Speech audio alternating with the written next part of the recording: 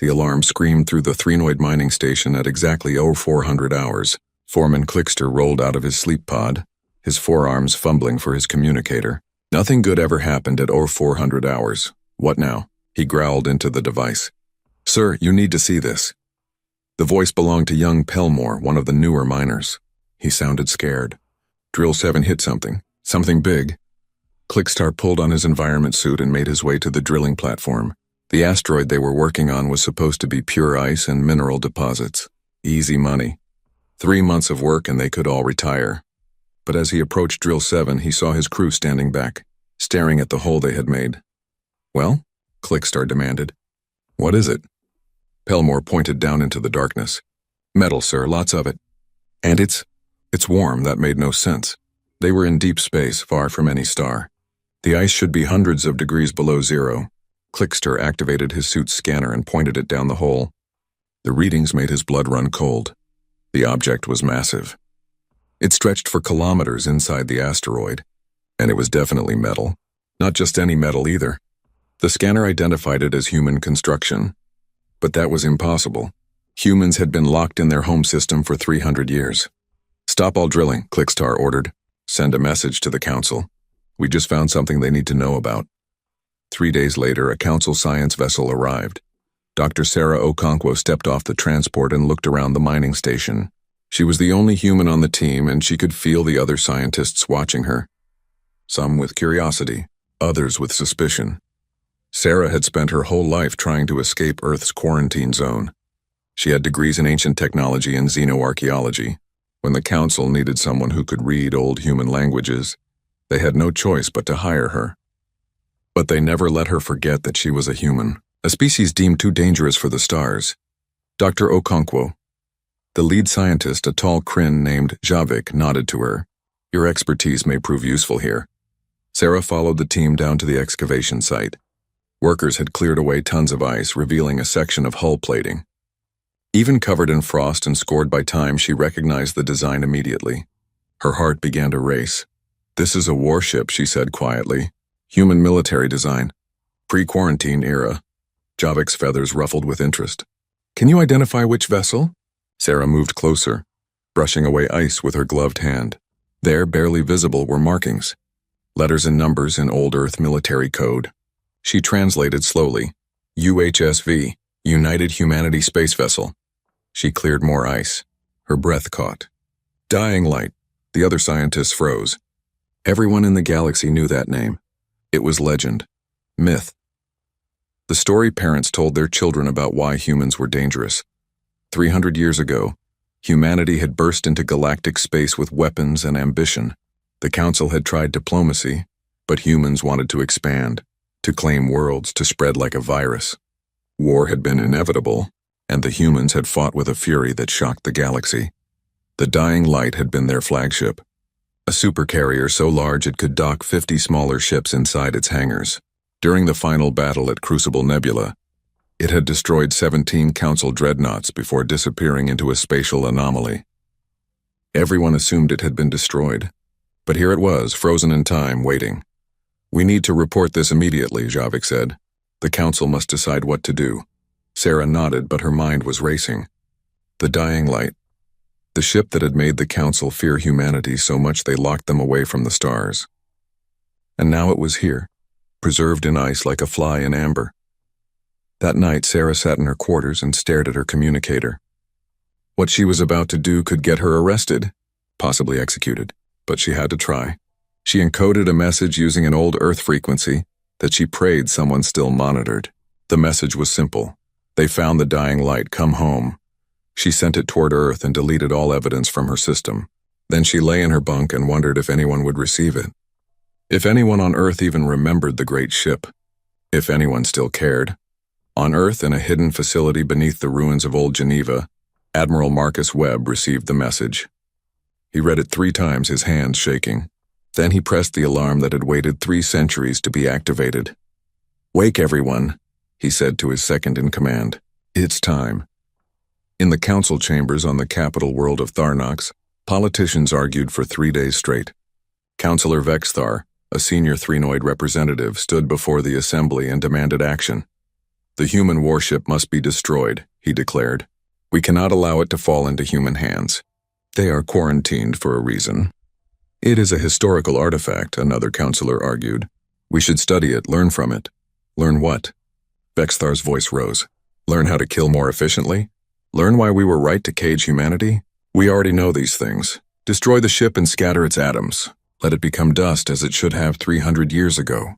The debate continued. Some wanted to study the ship. Others wanted it destroyed.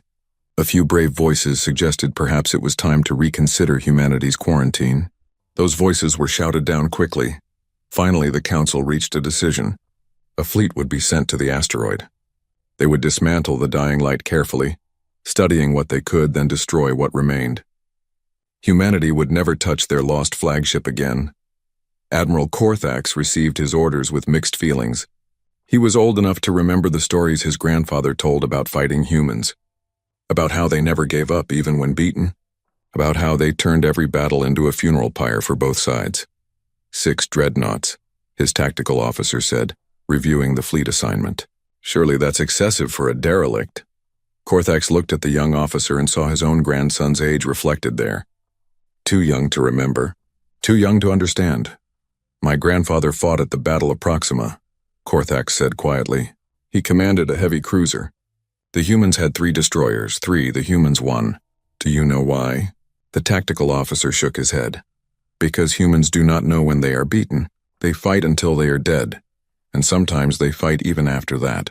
6 dreadnoughts is not excessive. 6 dreadnoughts is barely enough. Korthax pulled up the fleet roster. And tell the commanders to keep their shields up at all times. The council fleet arrived at the asteroid 2 weeks later. Sarah watched from the observation deck of the science vessel as the massive warships took up positions around the mining site. It seemed like overkill for a dead ship. Work crews began cutting into the ice in earnest now. Massive laser drills carved away layers of frozen water. Bit by bit, the dying light emerged from its tomb. The ship was enormous, bigger than Sarah had imagined. Its hull was scarred from battle, pocked with holes where weapons had struck home. But underneath the damage, she could see the beauty of its design. Humans had built this ship to project power, to inspire awe, and even dead and frozen it succeeded. Remarkable, Javik said, standing beside her. I have studied human military history extensively. This ship represents the peak of their engineering. The weapon systems alone were decades ahead of Council technology. Were? Sarah asked. Javik's feathers ruffled, and what she had learned was embarrassment. Are, perhaps. We have not shared our military advances with your people. Because you're afraid we might use them. Yes. Javik was honest, at least. Your species has a gift for warfare. It is both admirable and terrifying. Deep inside the dying light, something stirred.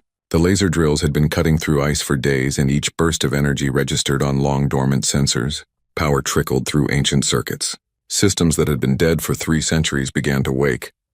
In the ship's core, an artificial intelligence designated Dawn ran a diagnostic check.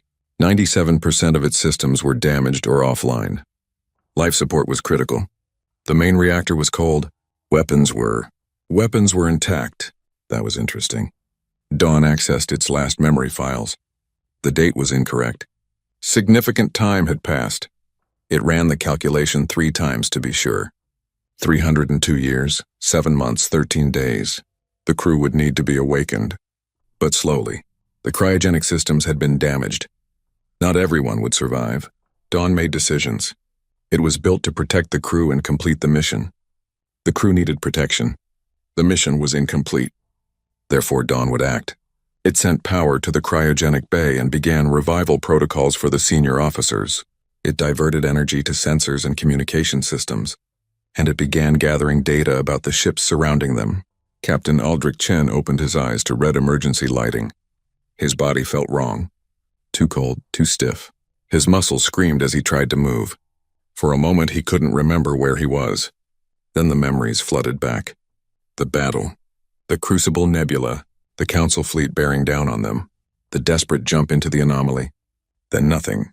Done, he croaked, his voice raw. Status report. The AI's voice filled the small cryogenic chamber. Captain Chen, revival successful. However, I must inform you that significant time has passed since our last engagement. How long? 302 years, 7 months, 14 days. Chen closed his eyes. 300 years? Everyone he knew was dead. Earth had gone on without him. The war was over, and humanity had clearly lost if they'd been left frozen in space for 3 centuries. The crew? Cryogenic systems sustained heavy damage. I am calculating a 37% survival rate for revival attempts. 4,300 personnel are already beyond recovery. Chen felt each loss like a knife. His crew, his responsibility. Begin revival for all surviving personnel. Medical staff first, then engineering. How many ships are around us? Sensors detect 6 large vessels consistent with Council dreadnought design. Multiple smaller craft. We are surrounded, Captain. Chen pulled himself out of the cryogenic pod and looked around the bay. Other pods were beginning to open. Men and women stumbled out, confused and disoriented. They looked to him for answers. Listen up, Chen said, his voice gaining strength. We've been asleep for 300 years. We're surrounded by Council ships, and we're about to find out if humanity survived without us. He looked at each face. But one thing hasn't changed. We're still the dying light, and we don't surrender. Get to your stations. Sarah was in her quarters when the first sign appeared. The lights on the dying light flickered on. Just for a second, a brief pulse of power running through dead systems. She sat up straight, her heart pounding. It couldn't be. The ship had been dead for 3 centuries. But even as she thought it, she knew. Human ships were built with redundancy on top of redundancy. They were built to survive, to endure, to keep fighting even when they should be dead. She accessed the mining station's sensors and pointed them at the dying light. Energy readings, faint but growing stronger. Heat blooming in the engineering sections. And then impossible but unmistakable life signs. Sarah grabbed her communicator, then stopped. Who would she tell? The Council would panic. They would attack. But if she stayed silent and the ship powered up fully, people would die. She made her decision. She recorded everything her sensors were picking up and attached a single-word message. Run. Then she sent it on all frequencies, encrypted and unencrypted, hoping someone aboard the dying light would receive it, hoping that after 300 years, humans still recognized a warning when they saw one. In the Council fleet, Admiral Korthak stared at his tactical display in disbelief.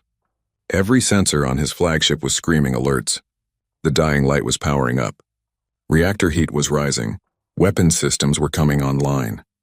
His tactical officer looked at him with wide eyes. Sir, what are your orders? Korthak's thought about his grandfather's stories, about human determination, about how they never knew when they were beaten. He thought about the ship before him, dead for 3 centuries, now coming back to life like a ghost seeking revenge. Battle stations, he said quietly. Shields to maximum. And send a message to the Council. Tell them the dying light lives. Tell them we may need reinforcements. The officer paled. Reinforcements? Sir, we have 6 dreadnoughts.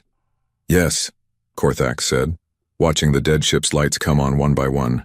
I hope it's enough. Captain Chen stood on the bridge of the dying light and tried not to think about how many of his crew were dead. The revival process had been brutal. Medical teams worked around the clock, but 300 years of frozen sleep had damaged bodies beyond repair. Out of 40,000 crew members, only 8,000 survived. 8,000. It would have to be enough. Engineering reports main reactor at 15% and climbing, Lieutenant Morrison called out. She looked young, too young. But then Chen remembered she was probably in her 50s now by calendar years. They'd all aged 3 centuries in their sleep, even if their bodies hadn't. Life support? Patchy. We have atmosphere in about 40% of the ship. The rest is sealed off, Chen nodded. The dying light was dying, just living up to its name. But it was still alive, and that meant they had a chance. Don, what's our weapon status? The AI's calm voice filled the bridge. Magnetic accelerator cannons are functional at 67% capacity. Missile tubes are loaded, but launch systems require maintenance. Point defense systems are operational. Nuclear arsenal is intact. Of course it is, Chen muttered. Human weapons were built to last. Built to kill, even after 300 years. What about the ships around us? 6 Council dreadnoughts maintaining position at 5,000 kilometers. Multiple smaller vessels conducting excavation operations. They appear to be attempting to dismantle our outer hull. Chen felt anger rise in his chest. They were cutting up his ship. Treating the dying light like scrap metal, like it was already dead. Open a channel. All frequencies. Captain, are you certain? Morrison asked. Once we reveal we're alive, they're going to figure it out anyway. At least this way we control the narrative. Chen straightened his uniform, torn and stained from the cryogenic process. Open the channel. The communications officer nodded. Channel open, sir. Chen took a breath. The next words would change everything. Attention, Council Fleet. This is Captain Aldrich Chen of the United Humanity space vessel Dying Light. We are very much alive, and you are currently dismantling a sovereign military vessel without permission. I strongly suggest you stop. Silence filled the channel. Chen could imagine the chaos his words were causing on the council ships. A dead ship speaking. A captain who should have been dust 3 centuries ago demanding they stop. Finally, a response came. This is Admiral Korthax of the Council Defense Fleet. Captain Chen, you are ordered to stand down and prepare for boarding. Your vessel is in violation of the quarantine zone and... Admiral. Chen's voice was ice. We were here first. We've been here for 300 years. If anyone is in violation, it's you. He paused. Now I'm going to give you one chance. Withdraw your ships. Leave us alone, and maybe we can all walk away from this. You are surrounded, Captain. You are damaged. You cannot possibly hope to... Chen cut the transmission. He looked at his tactical officer. Show them. The tactical officer grinned. It was not a pleasant expression. Yes, sir. Targeting solution locked. Firing magnetic accelerator cannon number 3. Deep in the Dying Light's wounded hull, ancient machinery came to life. Magnetic coils charged with stolen power. A 200-ton slug of tungsten was loaded into the firing chamber. Mathematics older than most species in the galaxy. Calculated trajectory, speed, and impact. The cannon fired. The tungsten slug accelerated to 40% the speed of light in 3 seconds. It passed through the empty space between 2 council dreadnoughts, missing each by less than 100 meters. The shockwave of its passage rattled both ships, shaking them like toys. Alarms screamed. Shields flickered and failed. The slug continued into deep space, carrying enough kinetic energy to shatter a moon. Admiral Korthax watched his tactical display in horror. One shot. One demonstration shot had nearly crippled 2 of his ships. And the Dying Light had dozens of those cannons. Sir, damage reports coming in from Steadfast and Valiant. Shield generators offline. Hull stress across multiple sections. No casualties, but I understand. Korthax stared at the human warship. It looked dead. Broken. But it had just proven it still had teeth. Sharp teeth. He opened a private channel to Chen. That was well played, Captain. Not a game, Admiral. This is survival. We didn't come back from 300 years of death to surrender now. What do you want? Time. We need time to repair our ship, to figure out what happened to Earth, to understand this new galaxy we've woken up in. Chen's voice softened slightly. I don't want to fight you, Admiral. We've all had enough fighting. But I will if I must. Korthax made a decision that would probably end his career. Withdraw all salvage teams. Pull back to 10,000 kilometers. But understand, Captain, my orders are to neutralize your vessel. I am buying you time, but the Council will send more ships. Ships I cannot hold back with words. I understand. Thank you, Admiral. The channel closed. Korthax looked at his bridge crew. You heard the captain. Pull back. And send a message to the Council. Tell them the situation has changed. Tell them we need diplomats, not more warships. His tactical officer looked dubious. Sir, they'll send more warships, I know. But maybe the diplomats will arrive first. Korthax pulled up data on Earth's quarantine zone and find out what's happening at the Sol system. If the Dying Light is awake, humanity knows about it by now. He was right. At Earth, Admiral Webb stood before the assembled leaders of humanity's secret government. For 300 years, humanity had pretended to be beaten, pretended to accept their cage. But in hidden shipyards built into asteroids using technology salvaged and improved, they had been preparing. The message is confirmed, Webb said. The Dying Light is active. Captain Chen is alive. And they're surrounded by a council fleet at the Crucible Nebula. How long to reach them? President Achebe asked. 6 months at maximum burn with our current ships. We don't have human FTL technology. We've had to steal and reverse engineer council technology, and it's not perfect. 6 months. Achebe looked around the room at the other leaders. We waited 300 years. We can wait 6 more months. But I want every ship we have ready to launch. If the council wants to finish what they started, they'll learn we're not so easy to kill. Webb nodded. We have 20 ships. Cruisers mostly. Not as large as Council dreadnoughts, but fast and heavily armed. We've had 3 centuries to think about how to fight them. Then we launch, and we pray Captain Chen can hold out until we arrive. Back on the dying light, Chen walked through the damaged corridors of his ship. Medical teams carried the dead toward the morgue. Engineering crews welded patches over hull breaches. Everyone worked with desperate intensity. He found Dr. Sarah Okonkwo in one of the maintenance airlocks.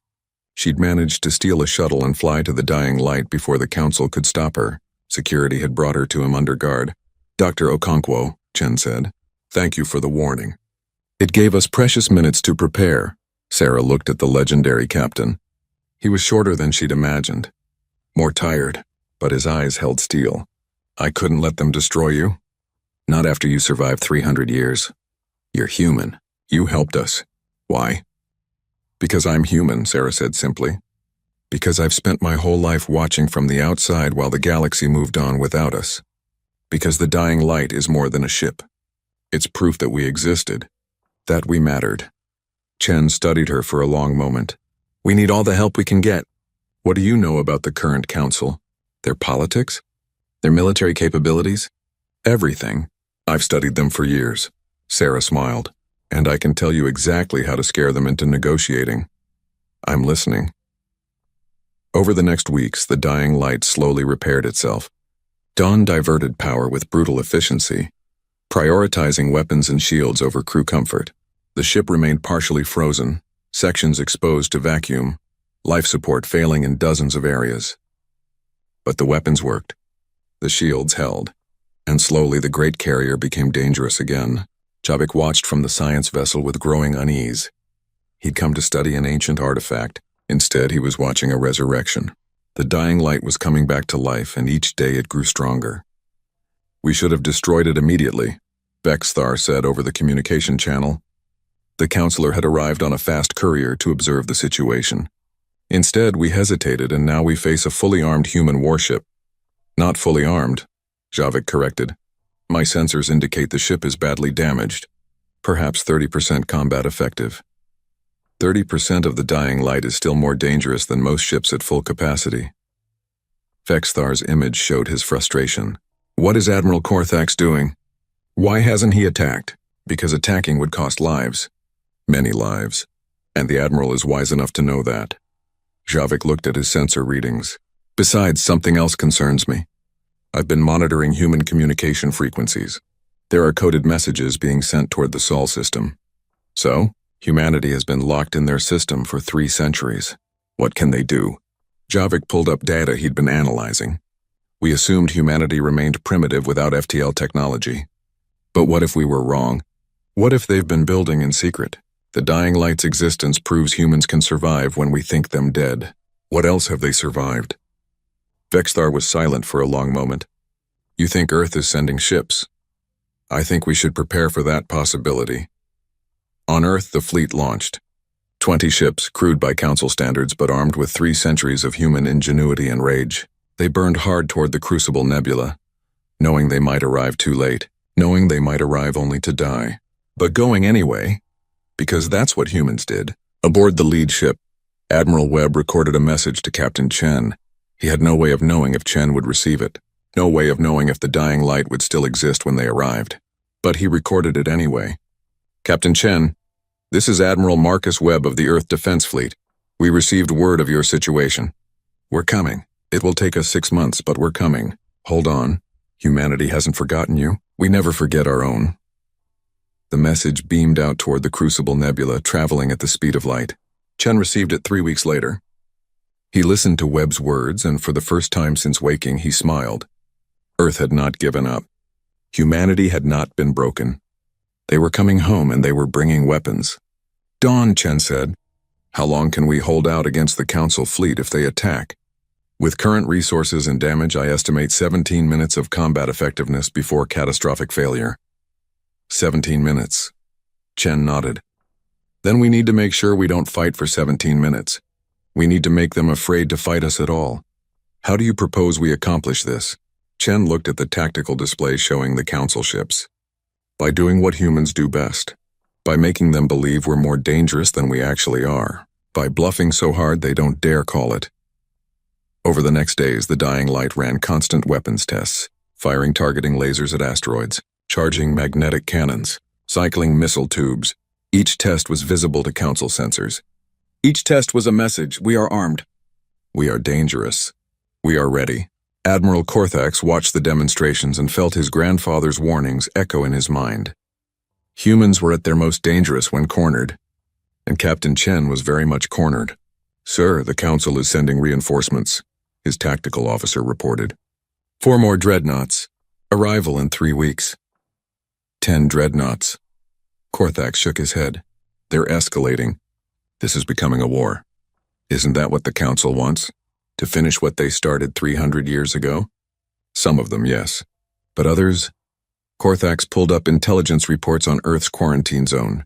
Reports that showed suspicious activity. Hidden construction. Energy signatures that didn't match a primitive civilization. Others are about to learn that caging an enemy doesn't kill them. It just gives them time to sharpen their claws. Chen stood on the bridge and looked at his crew. 8,000 souls! All that remained of 40,000. They were exhausted, running on stims and desperation. The ship was held together with welds and prayers, but they were alive. They had survived 300 years of death. They could survive a few more months. "Status report," he ordered. "Main reactor at 40%. Shields at 60% maximum capacity. Weapons fully operational. Life support restored to 70% of the ship." Morrison looked up from her console. "We're as ready as we're going to be, sir." Chen nodded. 6 months until Earth's fleet arrived. 6 months to hold out against an increasingly hostile council. 6 months to prove that humanity deserved its place among the stars. Then we wait. We repair, we prepare. And we show the galaxy that the Dying Light isn't just a name. He looked at the forward view screen, at the stars they'd been denied for 3 centuries. We show them that humanity burns bright. And we don't go gentle into that good night. The crew cheered. It was a tired sound, but genuine. They were alive. They were awake. And they were not finished. Not by a long shot. In the council chambers, news of Earth's launch reached the assembled politicians. Panic spread like fire. Humanity had FTL. Humanity had warships. Humanity was coming to reclaim their lost flagship.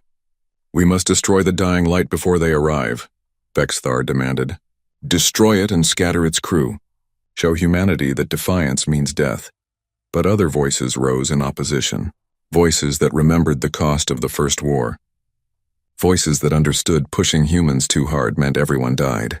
The debate raged on. The galaxy held its breath. And in the Crucible Nebula, aboard a ship that refused to die, Captain Aldrich Chen smiled and waited for humanity to come home. "Because I'm human," Sarah said simply. "Because I've spent my whole life watching from the outside while the galaxy moved on without us. Because the Dying Light is more than a ship.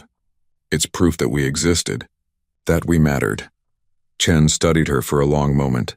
"We need all the help we can get. What do you know about the current council? Their politics? Their military capabilities? Everything. I've studied them for years." Sarah smiled. "And I can tell you exactly how to scare them into negotiating. I'm listening." Over the next weeks, the Dying Light slowly repaired itself. Dawn diverted power with brutal efficiency, prioritizing weapons and shields over crew comfort. The ship remained partially frozen, sections exposed to vacuum, life support failing in dozens of areas. But the weapons worked. The shields held.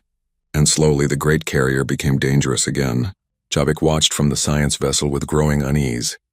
He'd come to study an ancient artifact. Instead, he was watching a resurrection. The Dying Light was coming back to life, and each day it grew stronger. "We should have destroyed it immediately," Bexthar said over the communication channel. The counselor had arrived on a fast courier to observe the situation. "Instead, we hesitated, and now we face a fully armed human warship." "Not fully armed," Javik corrected. "My sensors indicate the ship is badly damaged. Perhaps 30% combat effective." 30% of the Dying Light is still more dangerous than most ships at full capacity. Bexthar's image showed his frustration. "What is Admiral Korthax doing? Why hasn't he attacked?" "Because attacking would cost lives. Many lives. And the Admiral is wise enough to know that." Javik looked at his sensor readings. "Besides, something else concerns me. I've been monitoring human communication frequencies. There are coded messages being sent toward the Sol system." "So? Humanity has been locked in their system for 3 centuries. What can they do? Javik pulled up data he'd been analyzing. We assumed humanity remained primitive without FTL technology. But what if we were wrong? What if they've been building in secret? The dying light's existence proves humans can survive when we think them dead. What else have they survived?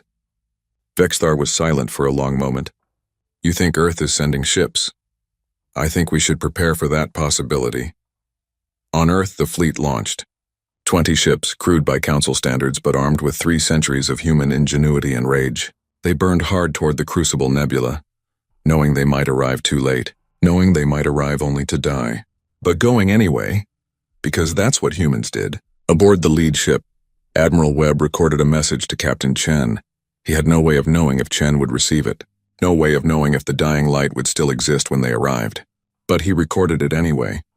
Captain Chen, this is Admiral Marcus Webb of the Earth Defense Fleet. We received word of your situation.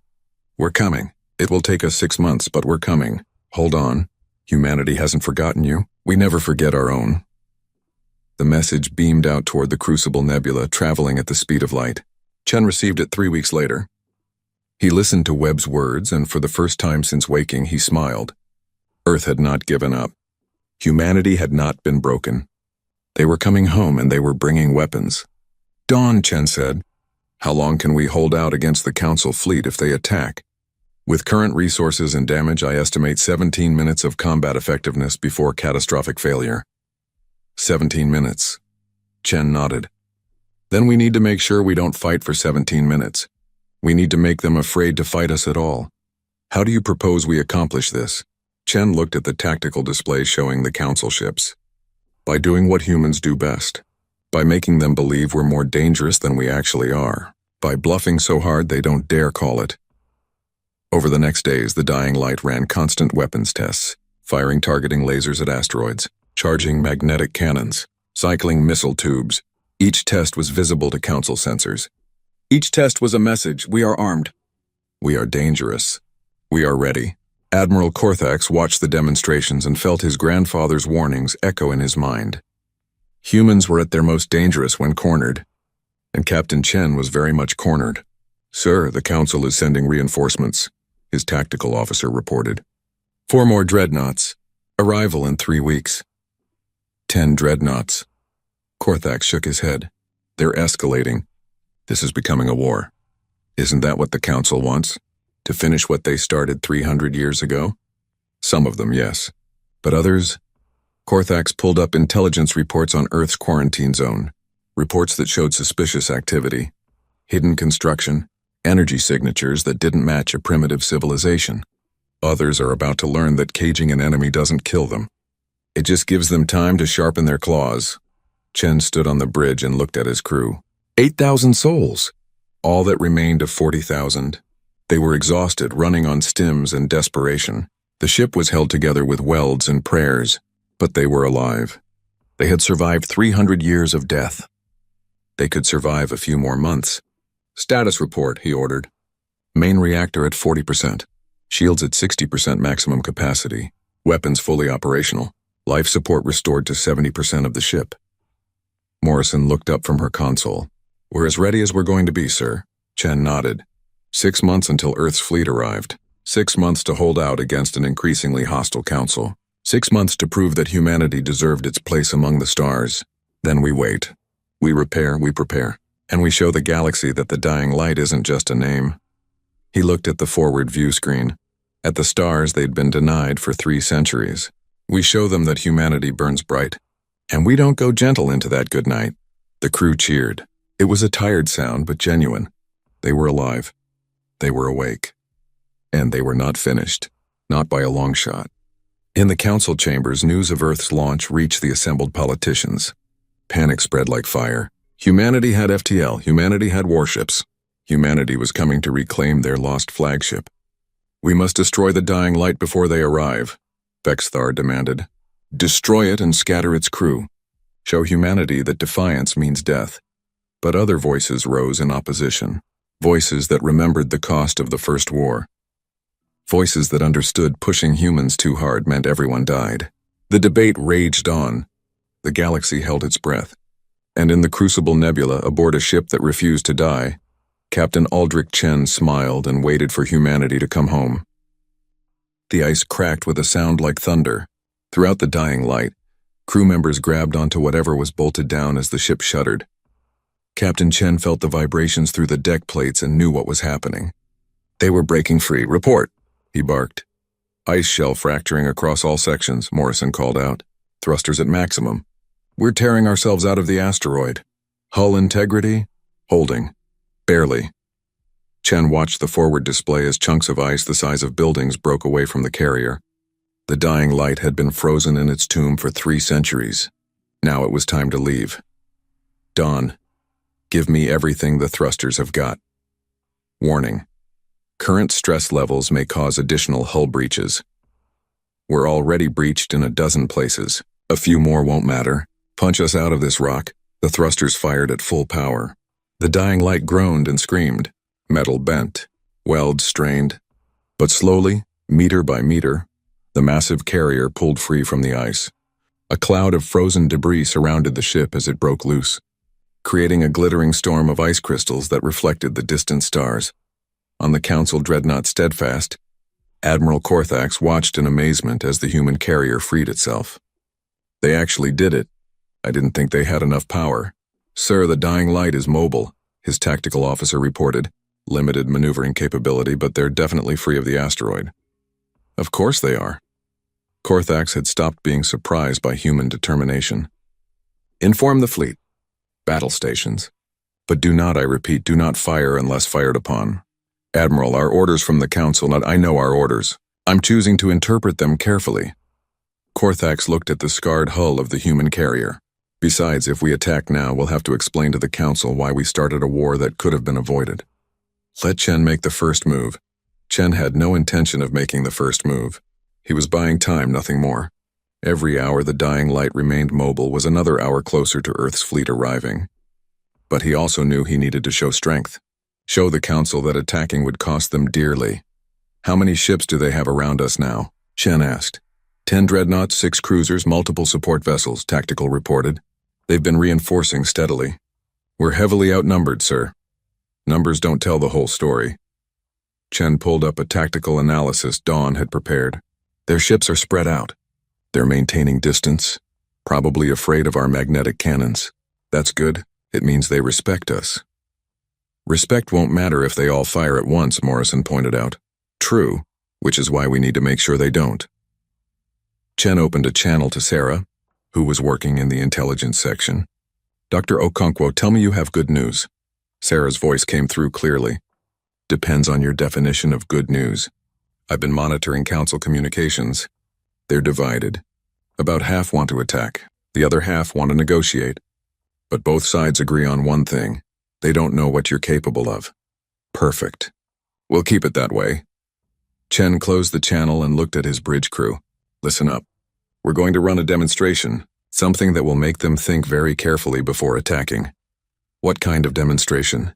Morrison asked. Chen smiled. It was not a kind expression. The kind that reminds them why they locked humanity away in the first place. Throughout the galaxy, news of the dying light's awakening spread like wildfire. On 1,000 worlds, people watched their screens in fascination and fear.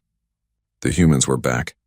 The species that had fought the Council to a standstill 3 centuries ago had returned, and their legendary flagship was free. On the Kryn homeworld, young warriors gathered in halls to watch footage of the dying light tearing free from its icy prison. Javik watched with them, his grandfather's stories suddenly feeling more real. The old Kryn had fought at Proxima. He'd seen what humans could do when pushed to the edge. "Grandfather," Javik said quietly, "you told me humans were the most dangerous species you'd ever faced." "I thought you were exaggerating." The old warrior shook his head. "I was understating it, grandson. When a human decides to fight, they don't fight to win. They fight to make you wish you'd never started." He gestured at the screen showing the dying light. "That ship should be dead. Everyone aboard should be dust. But they're not. Because humans refuse to accept what should be." On Tharnox, Counselor Vexthar watched the same footage with growing dread. He'd pushed for the dying light's immediate destruction. Now it was too late. The ship was mobile, armed, and clearly willing to fight. And Earth's fleet was coming. How long until the human ships arrive? He asked his aide. 4 months, 17 days based on current trajectories.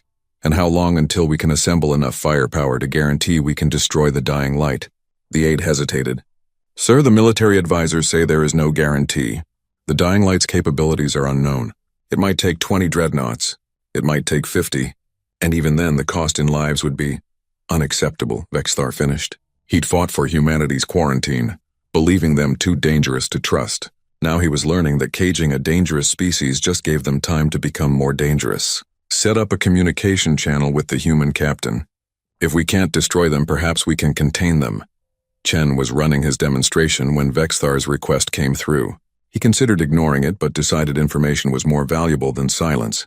This is Captain Chen. Captain, I am Counselor Vexthar. I believe we should talk before this situation escalates beyond control. Talk about what?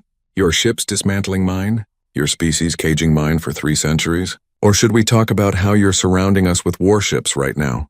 Vexthar's image on the screen showed a being trying to maintain composure. Captain, I understand your anger, but you must see the situation from our perspective. Your species waged war against the Council. You destroyed countless ships, killed millions, because you gave us no choice. Chen's voice was hard. We came to the stars looking for friends and found jailers instead. You demanded we follow your rules, accept your laws, bow to your council. When we refused, you attacked. We just defended ourselves. You expanded aggressively into space we had settled. Space is infinite, Counselor. There was room for everyone, but you wanted us controlled, contained, made docile. Chen leaned forward. Well, congratulations. You locked us away for 300 years, and now you're going to learn what happens when you cage an apex predator. Is that a threat? It's a promise. Earth is sending ships. When they arrive, you'll face a choice. You can try to destroy us all, which will cost you more lives than you can afford, or you can accept that humanity is back and we're not going anywhere. Your choice. Chen cut the transmission before Vexthar could respond. He looked at Morrison. How's our demonstration coming? Target asteroid selected. All magnetic cannons charged and ready. Fire. The dying light's main battery fired as one. 6 magnetic accelerator cannons released their tungsten slugs simultaneously. The projectiles tore through space at nearly half the speed of light, crossing the distance to the target asteroid in seconds. The impact was spectacular. The asteroid, a rock 3 kilometers across, simply ceased to exist. The kinetic energy of the slugs vaporized it instantly, creating an expanding cloud of superheated plasma visible across the entire system. Every sensor in the Council fleet registered the demonstration. Every tactical officer calculated what would happen if those slugs hit a dreadnought instead of a rock. The answer was obvious. The dreadnought would share the asteroid's fate. Message received, Captain. Admiral Korthax sent on a private channel. Though I believe you've just terrified the Council into making this worse, not better. Good, Chen replied. Fear breeds caution. Caution keeps everyone alive long enough to talk. But Chen had miscalculated. Fear also bred desperation. And desperate politicians did desperate things. In the Council chambers, the vote came swiftly. 15 members voted to authorize military action against the dying light. 12 voted against. 2 abstained. The motion carried. The Council authorizes Admiral Korthax to neutralize the human vessel by any means necessary, the Speaker announced. The quarantine must be maintained. Humanity must be contained. This is the will of the Council. Korthax received his orders and sat in his command chair for a long time. He'd hoped diplomacy would prevail. He'd hoped sense would win out over fear. He'd been wrong. Sir? His tactical officer asked quietly. Your orders. Korthax looked at the 10 dreadnoughts under his command. Good ships. Good crews. He knew executing these orders would cost lives. Many lives. But he was a soldier. Soldiers followed orders. All ships, battle formation. Prepare to engage the dying light. He opened a channel to Chen. Captain, I've received orders to neutralize your vessel. I'm giving you one chance to surrender. Power down your weapons. Prepare to be boarded. If you comply, I give you my word your crew will be treated fairly. Chen's response was immediate.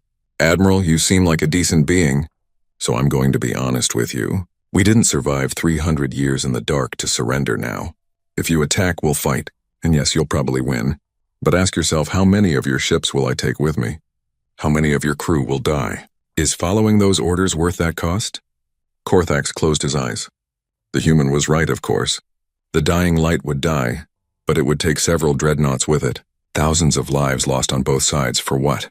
To maintain a quarantine that was already broken? But orders were orders.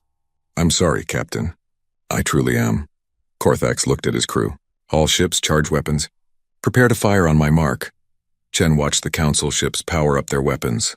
He'd known this moment would come. He'd hoped Earth's fleet would arrive first, but hope wasn't a strategy. Now he had to buy time the hard way. All hands battle stations. Don, give me firing solutions on all enemy ships. We're going to make them pay for every meter they take from us. Solutions calculated, Don replied. Captain, I should inform you that our chances of survival are now estimated at 0.7%. I never was good at math anyway. Chen gripped his command chair. Ready weapons. Stand by to— Captain! Morrison shouted. New contacts. Multiple ships dropping out of FTL. Chen's heart leaped. Earth's fleet? Negative. Wrong trajectory, identifying— Sir, they're not Council ships either. Unknown configuration. On every screen throughout the system, new ships appeared. Not human. Not Council. Something else entirely, and they were transmitting a message on all frequencies. This is the Viridian Star Collective. We are here to mediate this dispute. All parties will stand down immediately. Admiral Korthax stared at his tactical display in shock. The Viridians, an isolationist species that hadn't been seen in galactic space for over a century. They'd withdrawn from Council politics long ago, declaring the galaxy too violent for their taste. And now they were here. 12 ships, sleek and elegant, positioning themselves between the Council fleet and the dying light. Why? Korthax wondered aloud. Why would they involve themselves now? His intelligence officer had the answer moments later. Sir, I'm reading data files from the Viridian ships. They've been monitoring the situation. They claim the Council's actions against humanity were unjust from the beginning. They're demanding a neutral hearing. Chen couldn't believe what he was seeing. Reinforcements from an unexpected source. Not allies exactly, but certainly not enemies either. Don, what do you know about the Viridians? Limited data. They are technologically advanced, philosophically pacifist, but militarily capable. Their intervention suggests they believe the current situation threatens galactic stability. Or maybe they just don't like bullies, Morrison suggested. Chen opened a channel to the Viridian flagship. This is Captain Chen of the Dying Light. I appreciate your intervention, but I have to ask, why are you helping us? The Viridian commander appeared on screen. They were tall, slender beings with luminescent skin that shifted through subtle colors. Captain Chen, we are not helping you specifically. We are preventing a massacre. The Galactic Council's treatment of humanity was wrong 300 years ago. It remains wrong today. We will not stand by and watch them compound their error. The Council has authorized us to neutralize the human vessel, Korthax transmitted. This is Council space. Council jurisdiction. This is open space, Admiral, the Viridian commander replied calmly. And we recognize no authority that condemns an entire species for wanting freedom. Stand down or we will be forced to intervene. The standoff hung in the balance. 10 Council dreadnoughts, 1 damaged human carrier, 12 Viridian ships of unknown capability, and Earth's fleet still months away. Finally, Korthax made his decision. Stand down. All ships hold fire. He looked at his tactical officer. Send a message to the Council. Tell them the situation has become more complicated. Tell them we need new orders. Chen let out a breath he didn't know he'd been holding. The immediate crisis had passed. But he knew it was temporary. The Council wouldn't back down forever, and when Earth's fleet arrived, the real test would begin. But for now they had time. Time to repair, time to prepare, time to prove that humanity deserved to be here. The galaxy watched. And for the first time in 3 centuries, humanity watched back. 3 months past intense standoff. The Viridian ships maintained their position between the Council fleet and the dying light, a living barrier preventing violence. Chen used the time well. His crew worked double shifts repairing the carrier, welding hull breaches, restoring systems that had been dead for centuries. But everyone knew the peace couldn't last. Earth's fleet was coming, and when they arrived, everything would change.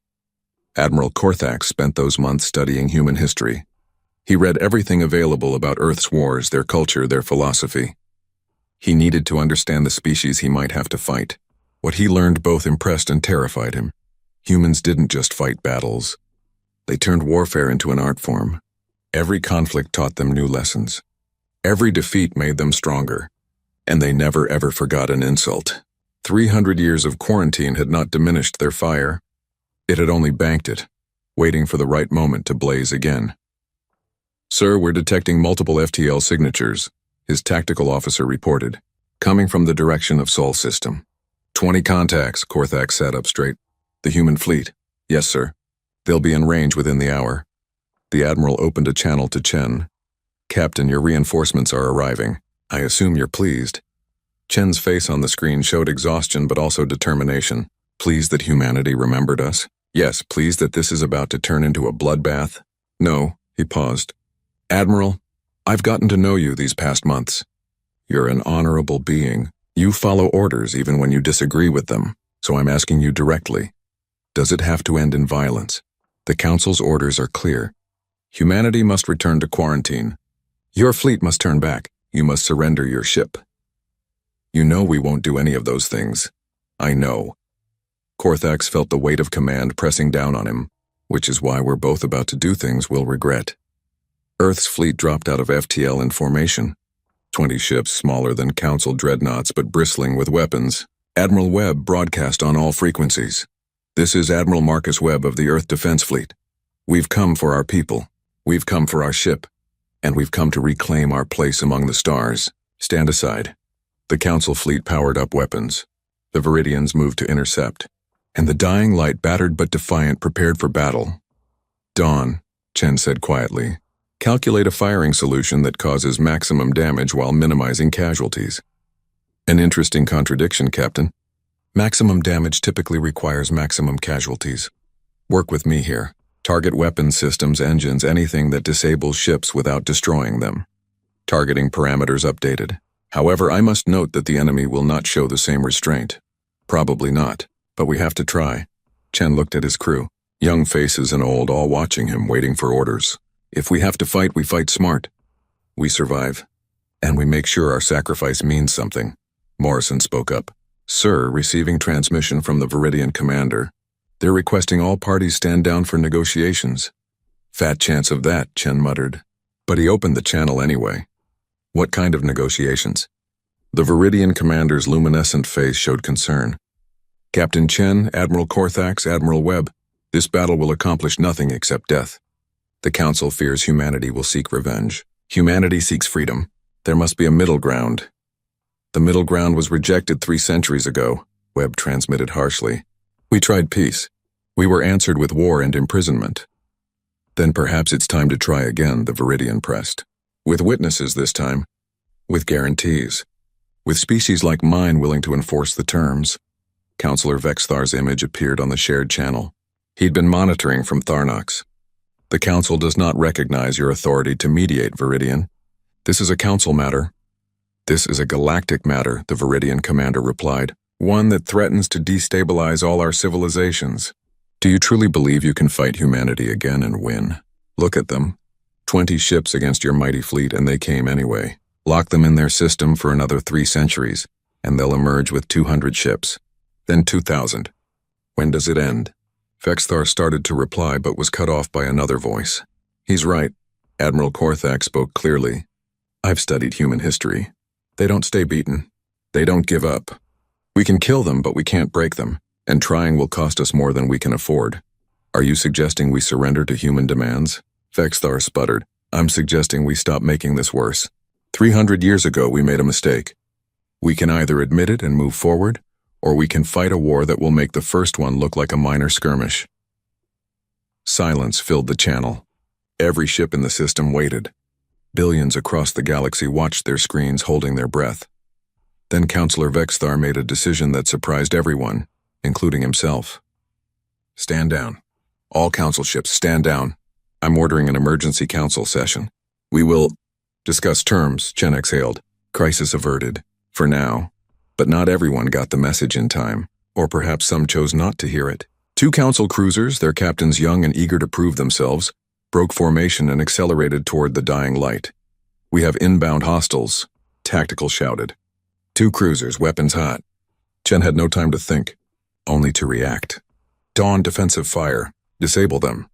The dying light's point defense systems engaged. Laser batteries designed to shoot down missiles tracked the approaching cruisers and fired. One cruiser took hits across its bow, shields collapsing, engines flaring out. It tumbled away, disabled but intact. The second cruiser fired back. Plasma bolts hammered into the dying light's weakened shields. Alarm screamed across the bridge. Shields at 40%. Return fire. Chen ordered. Magnetic cannon, minimal charge. I want that ship disabled, not destroyed. The cannon fired. The tungsten slug, fired at only 20% the speed of light, struck the cruiser's engineering section. The ship's spine broke. Atmosphere vented. It began to drift, powerless, but it had done damage.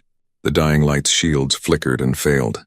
Hull plating, already weakened from centuries of ice, cracked. Section 7 lost pressure. 20 crew members died before emergency bulkheads sealed. Chen felt each death like a personal wound. Get damage control teams to Section 7. Dawn shield status? Shields offline. Repairs will take 6 hours minimum. 6 hours. 6 hours exposed and vulnerable. Chen looked at the tactical display. The Council fleet was standing down. But all it would take was one more hothead. One more captain looking for glory, and the dying light would die for real this time. Admiral Webb saw the same tactical situation. All ships defensive formation around the dying light. If anyone wants to finish them off, they go through us first. Earth's fleet moved to surround the damaged carrier, small ships protecting their legendary ancestor. It was a brave gesture. It was also tactically foolish. If the Council fleet attacked now, they could destroy all 20 ships plus the dying light in minutes. Korthax watched the human ships move into position and felt something unexpected. Respect. They knew they were outgunned. They knew they would probably die. But they moved anyway, placing themselves between danger and their comrades. That was courage. True courage, sir, his tactical officer said quietly. We have a clean shot. All of them. We could end this right now. Yes, Korthax agreed. We could kill them all. And then what? Earth would send more ships. We'd have to glass their entire planet to make sure humanity died. Could you do that? Could you order the death of an entire species? The tactical officer was young, but not stupid. No, sir. I couldn't. Neither could I. Korthax made a decision that would define the rest of his life. Communications open a channel to all ships. Council fleet, Earth fleet, Viridian ships, everyone. When the channel opened, Korthax stood from his command chair. My grandfather fought at Proxima. He told me stories about facing humans in battle. He said they were the most terrifying and most honorable enemy he'd ever faced. Today I understand what he meant. He paused, choosing his words carefully. 300 years ago we defeated humanity in battle, but we didn't break them. We just taught them to hate us. I will not pass that lesson to another generation. I will not start a war that will consume the galaxy for the next 3 centuries. Korthax looked at his bridge crew. By the authority vested in me as Fleet Admiral, I am ordering all Council ships to lower their battle flags. The bridge erupted in shock. Sir, you can't. I can and I am. The battle flag is lowered in respect to a worthy opponent. It acknowledges courage and honor. And if there's one thing these humans have shown, it's courage and honor. He looked directly at Chen's face on his screen. Captain Chen, the Council fleet salutes you. Across the Council fleet, battle flags slowly lowered. It was the highest honor one military force could give another, an acknowledgement of equality, of respect earned through combat. Chen stared at his screen in disbelief. He'd expected death. Instead, he was receiving honor from his enemy. Admiral, I don't know what to say. Say nothing. Just survive. You've earned that much. Korthax closed the channel and sat back down. His career was over. He disobeyed direct orders from the Council. But he'd also prevented a massacre. He could live with that. On ships across the galaxy, military personnel watched the footage of the Council fleet lowering their flags. Species that remembered fighting humanity, that had lost family members in the wars 3 centuries ago, began doing the same. Not in surrender, in respect. On the Kryn homeworld, old warriors lowered their banners. On Tharnox, the planetary defense fleet followed suit. On 100 worlds, soldiers and sailors acknowledged that humanity had earned something 300 years ago, and had earned it again today. the right to exist as equals. Councillor Vexthar watched it all from his chambers and felt the political ground shift beneath him. He'd wanted humanity destroyed. Now the galaxy was honoring them. The quarantine was over, whether the council officially ended it or not. Humanity was back, and there was no putting that particular genie back in the bottle. Perhaps, he said quietly to himself, we should have tried talking to them before we tried killing them. On the dying light, Chen gathered his crew. They were battered, exhausted, and 20 of their friends were dead. But they were alive. They had survived. And they had changed history. We came back from 300 years of death, Chen said. We faced a fleet that could have destroyed us. And we earned their respect. Not through surrender, not through submission, but through courage and determination. He looked at each face. Our journey isn't over. There will be negotiations, debates, arguments, but the hard part is done. Humanity is back among the stars. And this time we're staying. The crew cheered. It was a tired sound, but genuine. They had done the impossible. They had survived. Admiral Webb docked his flagship with the dying light hours later. When he met Chen in the docking bay, the two men simply stared at each other for a moment. 300 years separated them. Chen had left an Earth at war. Webb had grown up on an Earth in chains. Welcome back, Captain, Webb said finally. Good to be back, Admiral. Chen looked at the younger man. Tell me about Earth. Tell me everything. They walked through the damaged corridors of the dying light together, and Webb told him about the 3 centuries humanity had endured. The quarantine, the secret rebuilding, the determination to never accept their cage. And Chen told Webb about the battle that had stranded them in time, about waking to find everything they knew was gone. 2 admirals, 2 eras, 1 species that refused to die. Outside, the council fleet maintained position, but their weapons were powered down. The Viridians kept watch, ensuring peace held, and across the galaxy, billions watched and wondered what would come next. The dying light had risen. Humanity had returned, and the galaxy would never be the same. The dying light limped toward Earth, escorted by both human and council vessels. It was an unprecedented sight. Former enemies traveling together, weapons powered down, watching each other warily but without hostility. The galaxy watched every moment of the journey. Captain Chen stood on the bridge and looked at the view screen. Earth grew larger with each passing hour. 300 years since he'd seen home. 300 years since he'd walked on grass, breathed real air, felt sunlight on his face. He'd left Earth as a young man fighting for humanity's freedom. He was returning as a legend, Captain, Morrison said softly. You should see this. She transferred an image to his personal screen. It showed Earth orbit, and what he saw made his throat tight. Ships, hundreds of them. Not warships. Civilian vessels from across the solar system had gathered to welcome the dying light home. Mining ships, cargo haulers, colony transports, even small pleasure craft. All of them broadcasting the same message. Welcome home. Sir, the communications officer called. We're receiving a transmission from Earth. President Achebe wants to speak with you. Chen straightened his uniform. It was still torn and stained from the cryogenic revival, but it was all he had. Put her through. President Achebe appeared on screen. She was an elderly woman with kind eyes that had seen too much hardship. Captain Chen, on behalf of all humanity, welcome home. You and your crew are heroes. You proved we could not be broken. You proved we deserved our freedom. Madam President, we just survived. It was Earth that saved us. Earth that built a fleet and came for us. You survived for 300 years, Captain. That's not just surviving. That's refusing to die out of pure spite. She smiled. Very human of you. When you're ready, we have medical facilities prepared for your crew. And then we have some decisions to make about what comes next. The dying light docked at Earth's largest orbital station 3 days later. Medical teams swarmed aboard immediately. Chen's crew needed treatment for the effects of long-term cryogenic storage. Some had injuries from the battle. All needed psychological support for the trauma of losing 3 centuries. Dr. Sarah Okonkwo coordinated the medical response. She'd become essential to the dying light during those long months of standoff. Now she found herself bridging the gap between Chen's crew from the past and Earth's people from the present. It's strange, she told Chen as they watched crew members reunite with a humanity they no longer recognized. To them, the war ended yesterday. To us, it's ancient history. How do we reconcile that? Carefully, Chen replied. very carefully. In the council chambers on Tharnox, the real battle was just beginning. Not with weapons, but with words. The debate over humanity's status consumed the council for weeks. Some demanded the quarantine continue. Others, inspired by Admiral Korthax's actions, called for full recognition of humanity's rights. Councillor Vexthar found himself in an uncomfortable position. He'd spent decades arguing humanity was too dangerous to trust. Now he was forced to admit that perhaps he'd been wrong. Not completely wrong, humans were dangerous. But being dangerous and being evil were different things. The Viridian delegation made their position clear.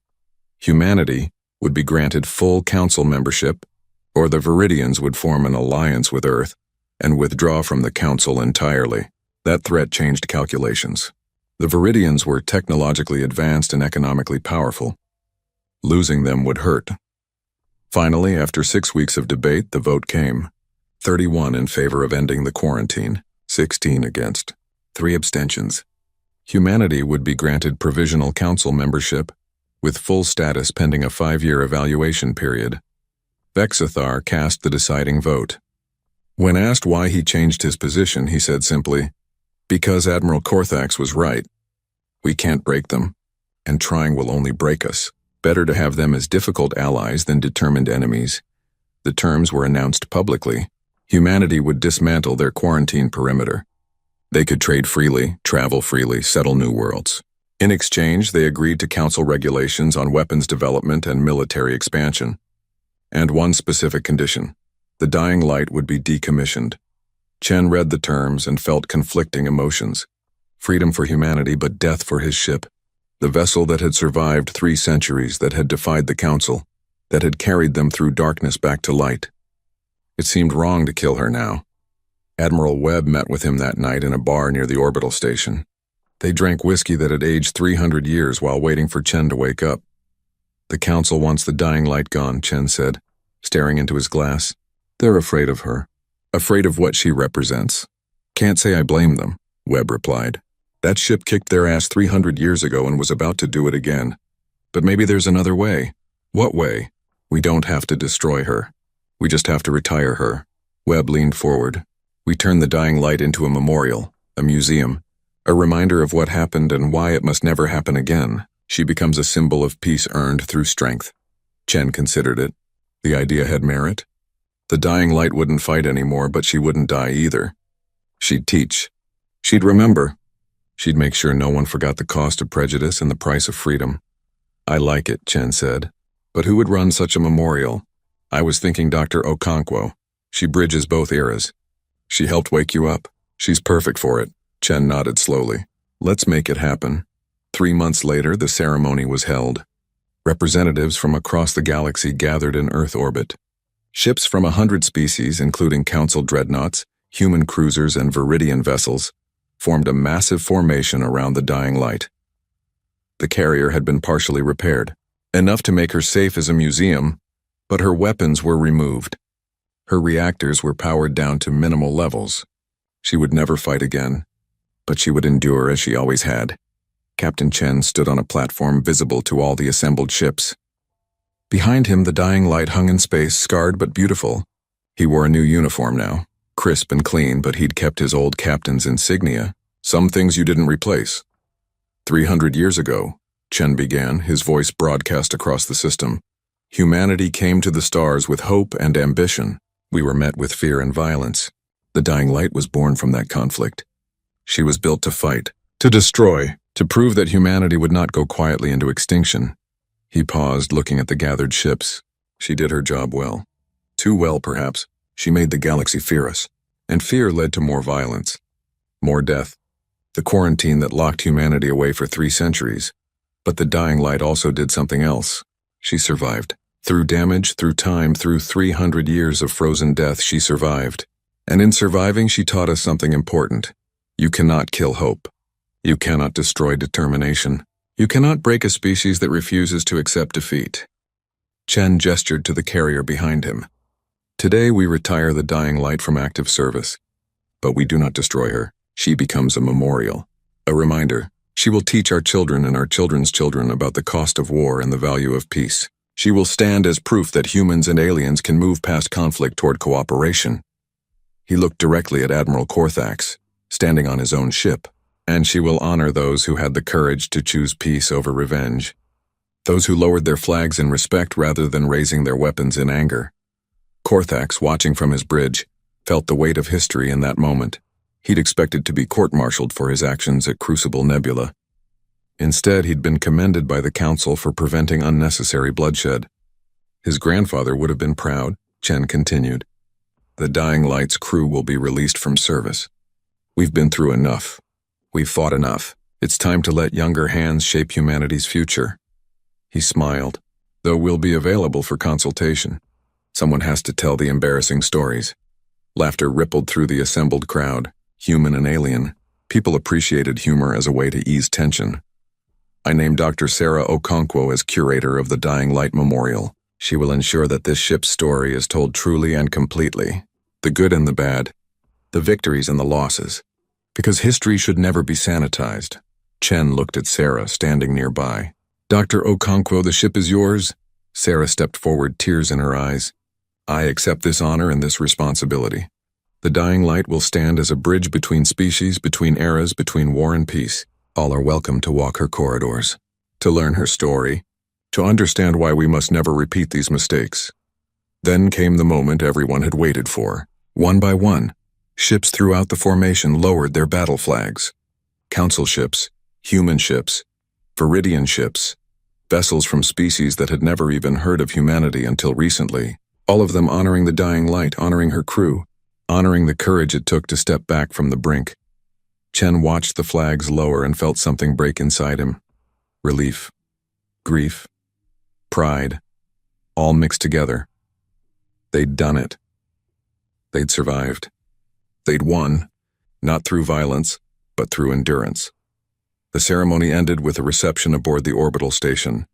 Chen found himself surrounded by well-wishers. Young humans who'd grown up on stories of the Dying Light. Aliens who wanted to meet the legendary captain. Everyone had questions. Everyone wanted to shake his hand. He escaped to a quiet observation deck after an hour. He needed air, or at least the illusion of it.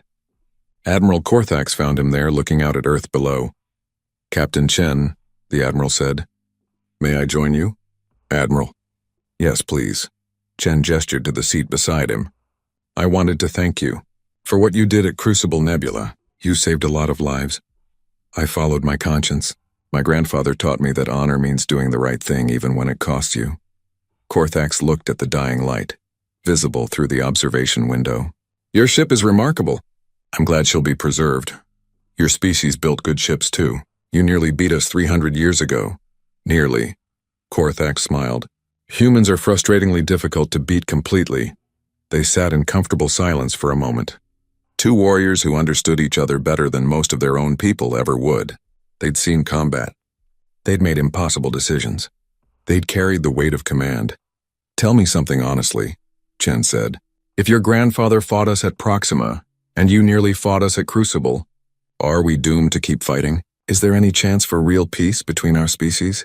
Korthax considered the question carefully. My grandfather told me something before he died.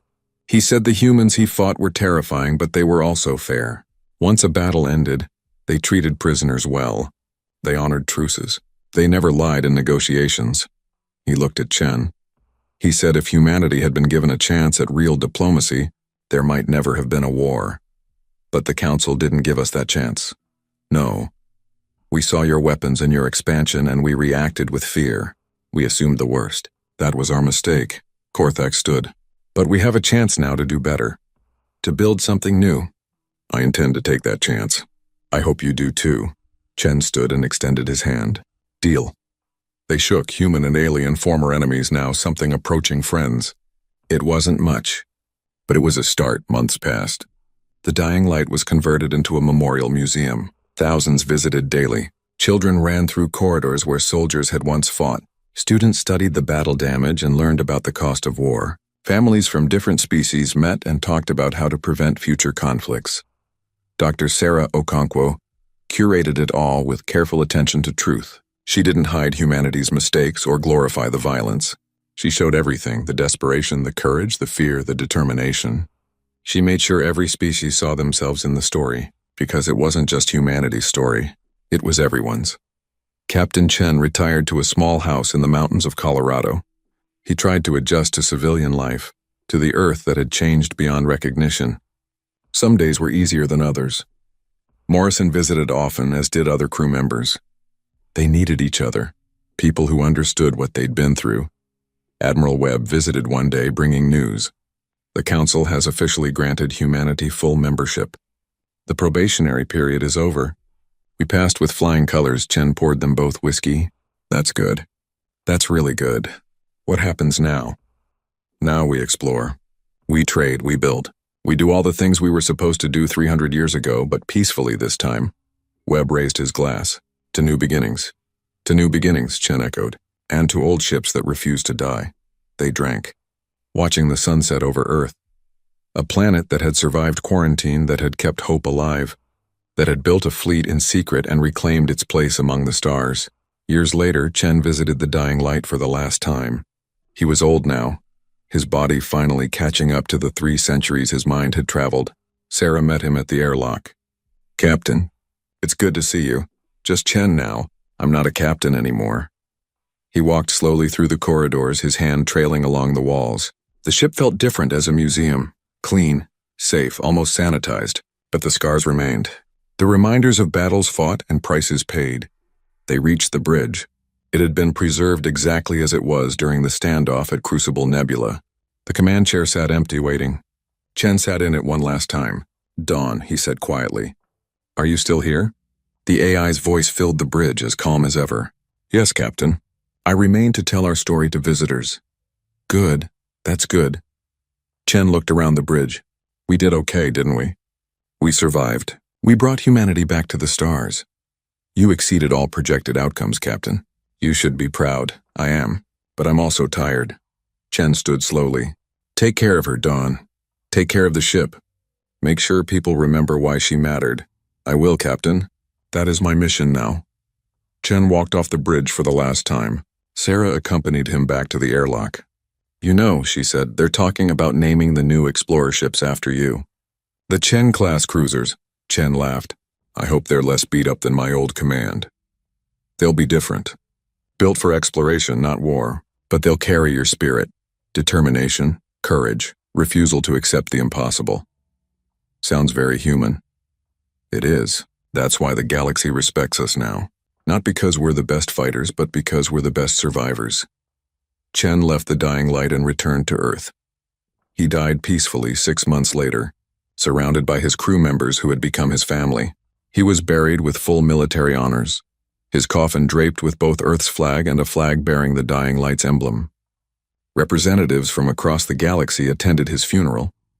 Admiral Korthax gave a speech about courage and honor. Counselor Vexthar, now an advocate for human-alien cooperation, spoke about the cost of prejudice.